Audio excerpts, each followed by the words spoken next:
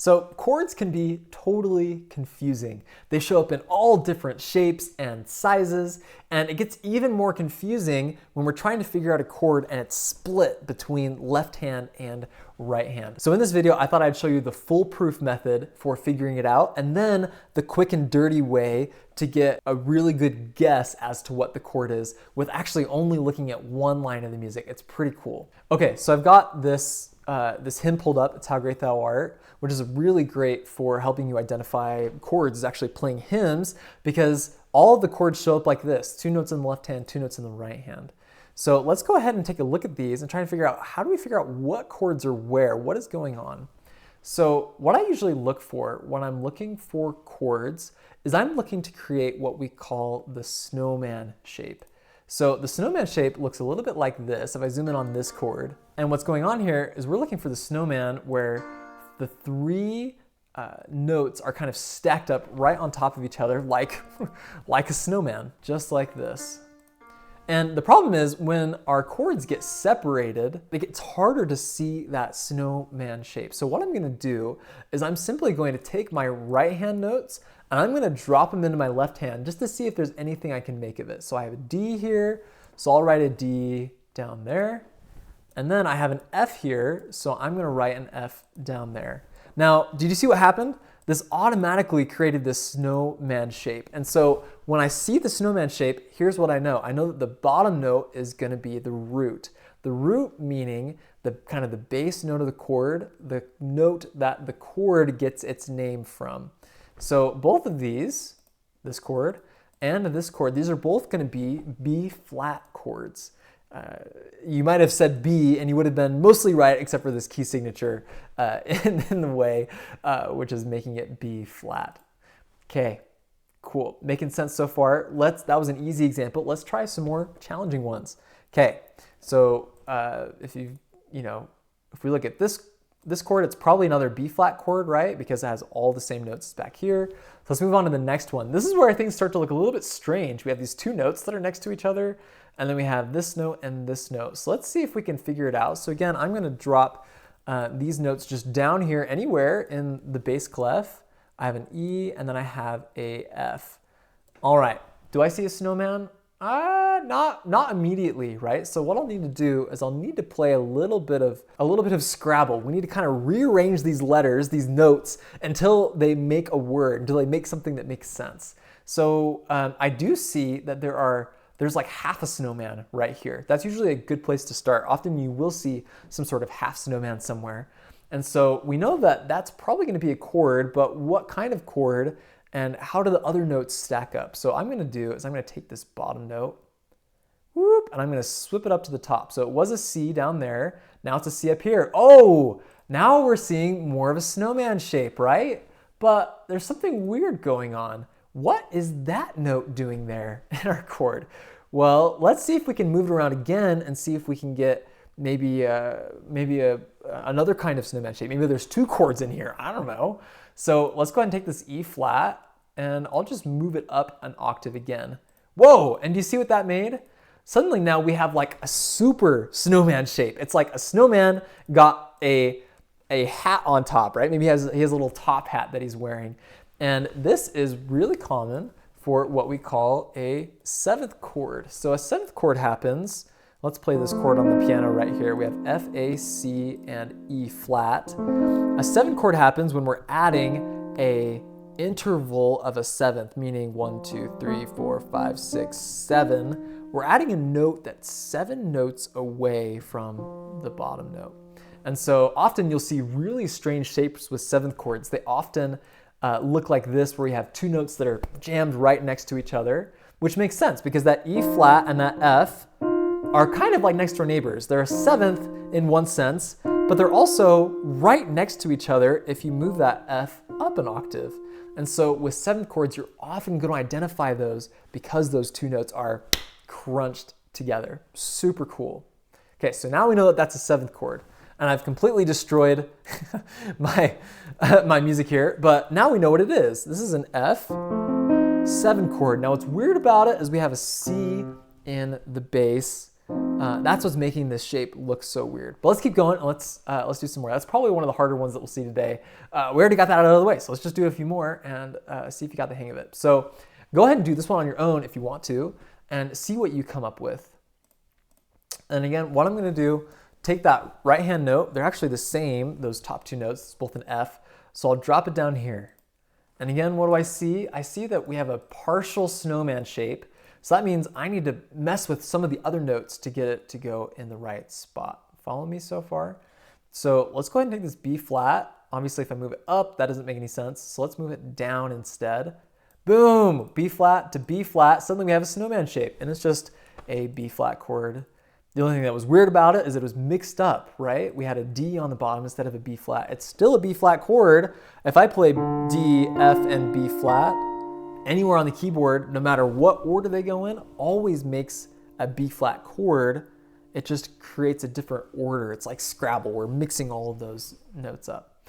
Cool, let's look at this one. Okay, so again, I'm gonna drop these down. We already have an E flat there, which is nice. So I'm gonna go ahead and grab this G right here and boom, oops, wrong way. We're gonna move it down to the bass clef. And handily enough, that created a snowman shape right away. So again, often they'll come easy like that and not too bad. So now I hope you haven't forgotten that there's kind of a cheater's method to getting a really good guess at what the chord is without having to do all this moving the right hand notes down to the left hand. And I'm going to show you that in a second, but I want to show you a couple of other chords that are a little bit strange that are helpful to watch out for too. So this one in particular stands out because it has so many of these accidentals going on. What the heck is going on here? So let's go ahead and move the G down and let's move the D flat down. Ugh, that's a yucky looking chord, isn't it? It's totally weird looking, right? But again, we have a snowman shape. We just have it like it's growing this extra leg out here for some reason.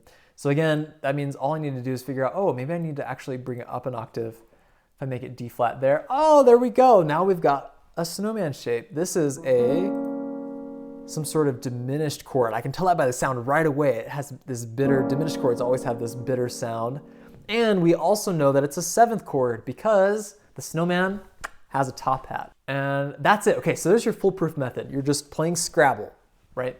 Now, there are some patterns that show up, and this is where the quick and dirty way comes in. There's some patterns that show up that give you hints about where the root is. So again, when we're playing with the snowman, once we've got it in snowman shape, the root is the bottom note. You can think of that like the root of a tree, right? It's going to be the bottom. It forms the base of the chord. And we can mix everything up in terms of the order of the notes, but that root is always going to be kind of in control of the chord. Now, there are some patterns that show up that we can just go back and look at and kind of notice what happened. So in this left hand, did you notice how this is an octave? We have a B flat and then a B flat. When you see this pattern, chances are that this is the root, like right away, like 9 times out of 10, this is going to be the root. And of course you can confirm it. You can say, okay, is this a B flat chord? Oh, these two notes would be in a B flat chord, wouldn't they? D and F. Oh, that makes sense, right? And immediately I got to the chord without having to drop the notes down and make it all confusing by kind of crossing notes across the staff. So that's one sure tell that you have the root sitting there right in front of you. Another interval that is exactly like that is this one. This is a fifth. And I know that it's a fifth because it has a line. It goes from line to line on the staff. I can move this anywhere, either line, if it has 2 spaces or it has 2 lines. I know that it's a fifth. And what's cool about that is, again, it's the same thing, like 9.5 times out of 10, maybe even 99 out of 10, this fifth right here is going to be telling us that the bottom note of that is the root. And that makes sense, right? Because all we have to do, turn this into a full-fledged B flat chord, a full-fledged snowman, is just to fill in that middle spot, right? That makes perfect sense.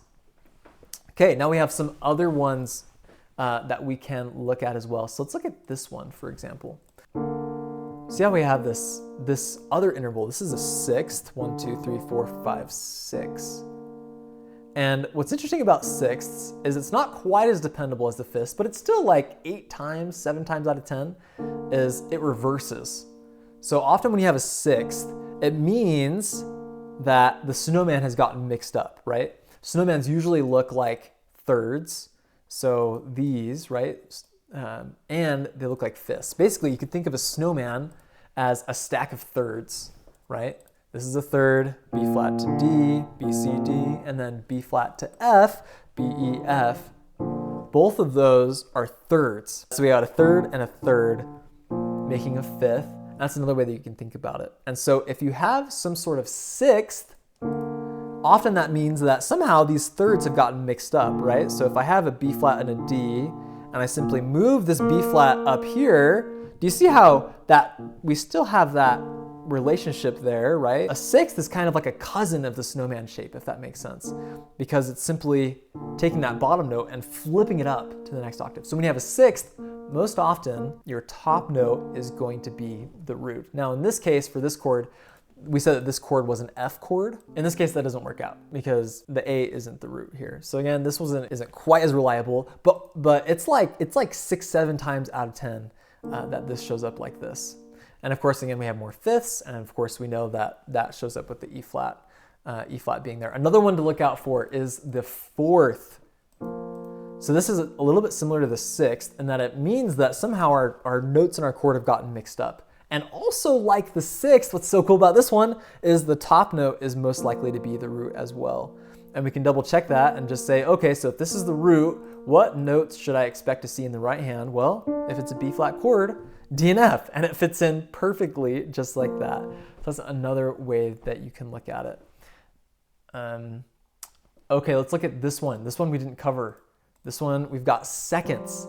Now, remember how I said earlier that when you see two notes crunched together like that, you're most likely going to have a 7 chord, meaning we've added a 4th note on to our chord. So let's see what we can make of this.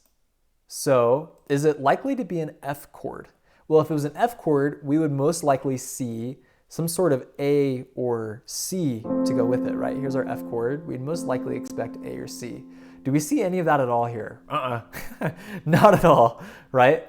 But what if it was a G chord? We would expect to see what? B flat and D, or B and D. And that's exactly what we get in the right hand.